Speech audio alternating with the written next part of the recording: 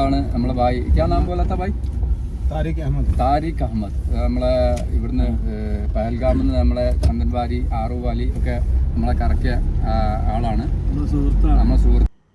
അപ്പോൾ ഇന്നലെ രാത്രി നമ്മൾ പഹൽഗാമിലെത്തി. ഇപ്പോൾ രാവിലെ റൂമൊക്കെ വെക്കേറ്റ് ചെയ്ത് നമ്മൾ ഇവിടുത്തെ കാഴ്ചകൾ കാണാൻ വേണ്ടി പോകാൻ ഇറങ്ങിയിരിക്കുകയാണ്. അപ്പോൾ ഇതാണ് ഇവിടുത്തെ പഹൽഗാമിൻ്റെ ഒരു പുലർകാല കാഴ്ച. ഇതാണ് പഹൽഗാം സിറ്റി. അങ്ങനെ പഹൽഗാമിൻ്റെ സിറ്റിയിൽ നിന്ന് ഒരു 2 കിലോമീറ്റർ അപ്പുറം ഞങ്ങൾ ഇവിടുത്തെ ഒരു ടാക്സി യൂണിയൻ്റെ സ്റ്റാൻഡ് ഉണ്ട്. അപ്പോൾ അവിടെ നിന്നാണ് ഈ സൈറ്റ് സീയിങ്ങിനൊക്കെ വേണ്ടിയിട്ട് നമ്മൾ ടാക്സി ബുക്ക് ചെയ്ത് പോവുക. ഓക്കെ, അപ്പോൾ അങ്ങനെ അവിടെ മുൻകൂറായിട്ട് നമ്മൾ ബുക്ക് ചെയ്തിട്ട് നമുക്ക് ടാക്സി അവിടുന്ന് അവരെ നമ്പർ അനുസരിച്ചിട്ട് നമുക്ക് ടാക്സി അനുവദിക്കുകയാണ് ചെയ്യുക. അപ്പോൾ ഞങ്ങളൊരു ഒമ്നി ആണ് ബുക്ക് ചെയ്തിട്ടുള്ളത്. 2100 3 സ്ഥലങ്ങൾ സന്ദർശിക്കാനായിട്ട് ചാർജ്.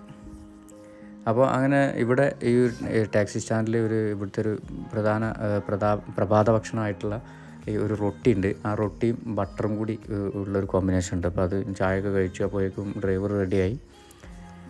അങ്ങനെ ഞങ്ങൾ പോവാണ്.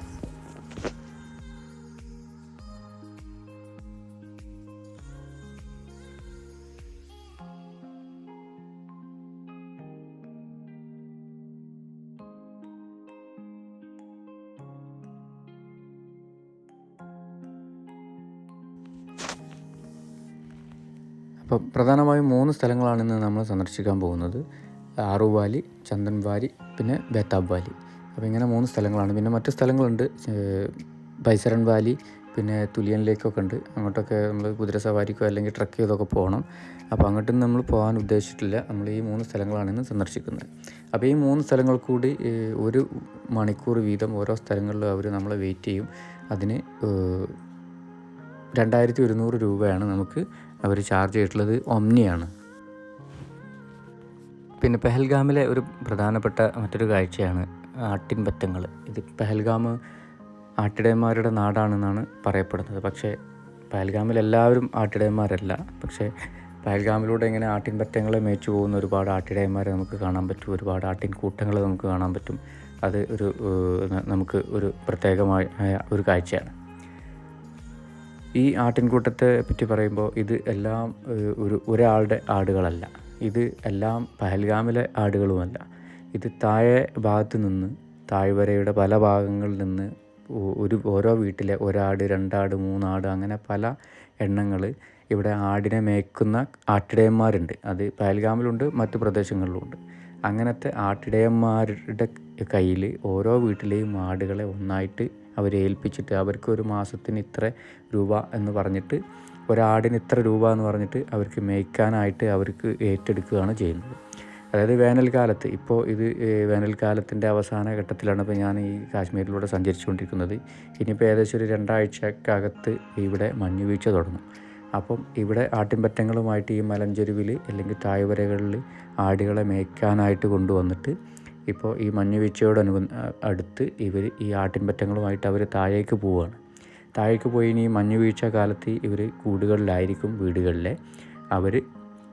അവർക്ക് വേണ്ടിയിട്ട് പുല്ലും വൈക്കോലൊക്കെ അവർ കരുതി വെച്ചിട്ടുണ്ട്. അത് ഓരോ സ്ഥലങ്ങളിൽ നമുക്ക് യാത്ര ചെയ്യുമ്പോൾ ഓരോ വയലേലകളിലൊക്കെ നമുക്ക് കാണാൻ പറ്റും. നമ്മുടെ നാട്ടിൽ പണ്ട് വെച്ച പോലെ വൈക്കോൽ കൂനകളൊക്കെ നമുക്ക് ഓരോ മരത്തിൽ കെട്ടിവെച്ചതൊക്കെ കാണാൻ പറ്റും. അപ്പോൾ അതാണ് ഇവിടുത്തെ ആട്ടിൻപറ്റങ്ങളുടെയും ആട്ടിടയന്മാരുടെയും ഒരു കഥ എന്ന് പറയുന്നത്. ഇതാണ് അവരുടെ ഒരു രീതി. പിന്നെ ചിലപ്പോൾ ചില ആട്ടിടയന്മാരുടെ കൂടെ ഈ ആടുകളെ സംരക്ഷിക്കാനായിട്ട് ചിലപ്പം 1-2 നായകൾ കാണും. അവർ ഈ മറ്റു ആരെങ്കിലും ഇതിനെ വേട്ടയാടി കൊണ്ടുപോകുന്നതോ ഒക്കെ ശ്രദ്ധിക്കാനായിട്ട് ഒരു നായയും കാണും.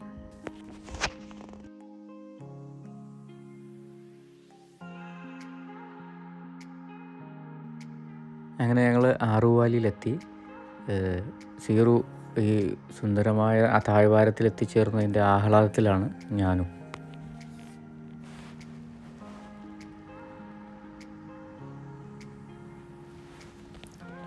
യഥാർത്ഥ ആറുവാലി എന്ന് പറഞ്ഞ വ്യൂ പോയിൻ്റ് ഇതല്ല.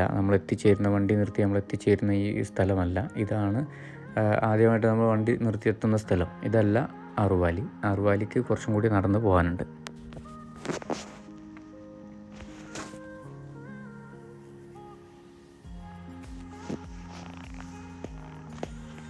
ഇപ്പോൾ നമ്മൾ നേരത്തെ കണ്ട ആ താഴ്വാരത്ത് കൂടെ കുറച്ച് നടന്ന് വന്നാൽ ഇവിടെ ഒരു 20 രൂപേൻ്റെ ടിക്കറ്റ് കൗണ്ടറൊക്കെ ഉണ്ട്. അവിടുന്ന് 20 രൂപേൻ്റെ ടിക്കറ്റ് എടുത്തിട്ട് വേണം നമ്മൾ യഥാർത്ഥ ആറുവാലി എന്ന് പറഞ്ഞ വ്യൂ പോയിൻറ്റിലേക്ക് എത്താൻ. അപ്പോൾ ഇതാണ് യഥാർത്ഥ ആറുവാലി എന്ന് പറഞ്ഞ വ്യൂ പോയിൻറ്റ്. ഇങ്ങോട്ട് പലരും എത്താറില്ല. ഇങ്ങോട്ടൊരു 10-15 മിനിറ്റ് നടക്കണം. നമ്മൾ വണ്ടി ഇറങ്ങിയിട്ട് നമ്മൾ കണ്ട ആ താഴ്വാരത്തുനിന്ന് ഒരു 10-15 മിനിറ്റ് നടന്ന് കയറ്റം കയറി വന്നാലാണ് ഈ ഒരു താഴ്വാരത്തെത്തുക. നമ്മുടെ എസ്.കെ. പൊറ്റക്കാടൊക്കെ പഹൽഗാമിനെ കുറിച്ച് പരാമർശിച്ചിട്ടുണ്ട് അദ്ദേഹത്തിൻ്റെ യാത്രാ വിവരണങ്ങളിൽ. അപ്പം അത്രയും വളരെ മനോഹരമായ ഒരു വാലിയാണ് ഈ ഒരു ആറുവാലി.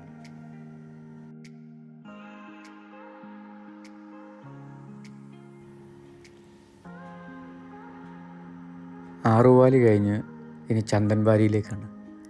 ഒരു പുഴക്കരയിലൂടെ പഹൽഗാമിൻ്റെ ഉൾനാടൻ ഗ്രാമങ്ങളിലൂടെ വാൾനട്ട് മരങ്ങൾക്കിടയിലൂടെ ചന്ദൻവാരി എന്ന സ്ഥലം ലക്ഷ്യമാക്കിയാണ് ഇനി അടുത്ത യാത്ര.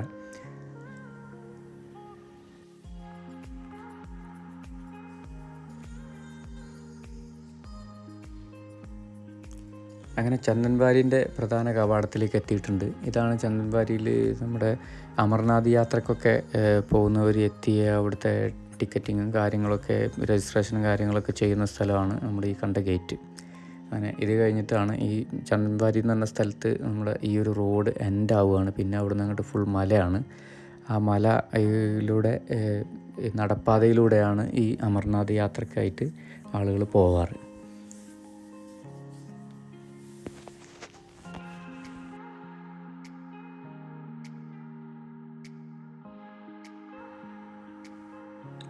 ഇതാണ് പ്രധാനമായിട്ട് ചന്ദൻവാരിയിലെ കാഴ്ച. മലനിരകൾക്കിടയിലൂടെ ഒരു പുഴ ഒഴുകുന്ന ഒരു കാഴ്ച.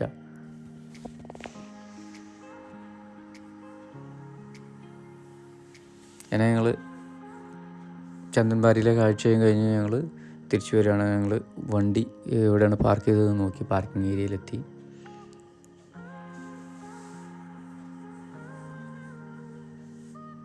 ഇതാണ് നമ്മുടെ വണ്ടി.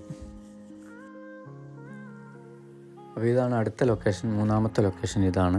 ഇത് ബേതാബ് വാലി എന്ന് പറഞ്ഞ സ്ഥലമാണ്. ഇത് 40 വർഷങ്ങൾക്ക് മുമ്പ് സണ്ണി ഡിയോളും അമൃത സിംഗും അഭിനയിച്ച ബേതാബ് എന്ന് പറഞ്ഞ സിനിമയുടെ പ്രധാന ലൊക്കേഷനായിരുന്നു ഈ സ്ഥലം. അതിനുശേഷമാണ് ഈ സ്ഥലം ബേതാബ് വാലി എന്ന് അറിയപ്പെട്ടത്. അതിനു മുമ്പ് ഇത് മറ്റൊരു പേരായിരുന്നു ഈ സ്ഥലത്തിൻ്റെ. അപ്പം ഇത്രയുമാണ് ഈ ഒരു വീഡിയോയിൽ. അടുത്ത വീഡിയോയിൽ നമ്മുടെ ബാക്കി യാത്രകൾ അടുത്ത വീഡിയോയിലുണ്ടാവും. അപ്പോൾ നിങ്ങൾ വീഡിയോ കാണുക. ഓക്കെ.